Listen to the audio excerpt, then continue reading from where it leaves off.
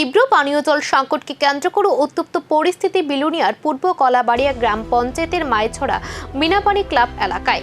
অভিযোগ, বিদ্যুৎ বিভ্রাটের কারণে ট্রিটমেন্ট প্ল্যান্ট থেকে জল সরবরাহ বন্ধ হয়ে যায়। বিকল্প হিসেবে গাড়িতে করে জল দেওয়ার আশ্বাস থাকলেও বাস্তবে তা ঠিকমতো কার্যকর হয়নি বলে অভিযোগ স্থানীয়দের। ফলে ক্ষোভে ফেটে পড়ে কলসি ও বালতি হাতে নিয়ে রাস্তায় নামেন বাসিন্দারা এবং বিলুনিয়া শান্তিরবাজার সড়ক অবরোধ করেন।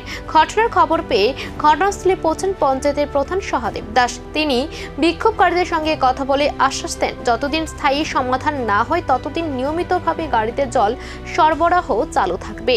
আমরা ডিপার্টমেন্টের কাছে বারবার দাবি করছি যে আমরা এখানে জলের সমস্যা, মানে নিচে যে জলটি আছে এটি ব্যবহার করা যায় না, এটি খাওয়া যায় না এবং রান্নাবান্না করা যায় না।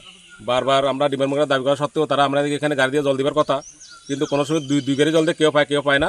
হ্যাঁ, যারা আজকে জল পাইছে না তারা আজকে বিক্ষোভ দেখাইছে। তো আমি ডিপার্টমেন্টের কাছে খবর করছি, তারা এখন গাড়ি নিয়ে আইতে আছে। ডিপার্টমেন্ট যাতে মানে সবসময় আমরা এখানে জলের সমস্যা ততদিন সমাধান হতো, জল দিব কিছু সমস্ত আমাকে ডিডাব্লিউএসের এক্সিকিউটিভ স্যার কইছে যতদিন জল সমস্যা হতো ততদিন জল দেবো। কিন্তু ডিডাব্লিউএস যারা ইঞ্জিনিয়ার আছে, যারা সাপ্লায়ার আছে, তারা কোনোদিন আয় না, কোনো দিকে দেয় না। এই সমস্যা মানে লেগে আছে, তার জন্য মানুষ খুব ক্ষুব্ধ আছে। ক্ষুব্ধ হয়ে আজকে রাস্তা অবরোধ করেছে। এখানে ট্রিটমেন্ট প্ল্যান্টে জল আসে না? ট্রিটমেন্ট প্ল্যান্টে জল আসে আজকে প্রাকৃতিক দুর্যোগের কারণে রাস্তাঘাটে সমস্ত কারেন্ট বিদ্যুৎ পরিষেবা বন্ধ আছে। তার কারণে ট্রিটমেন্টেও কোনো সময় তারা চালায়, কোনো সময় চালায় না ঠিকমতো।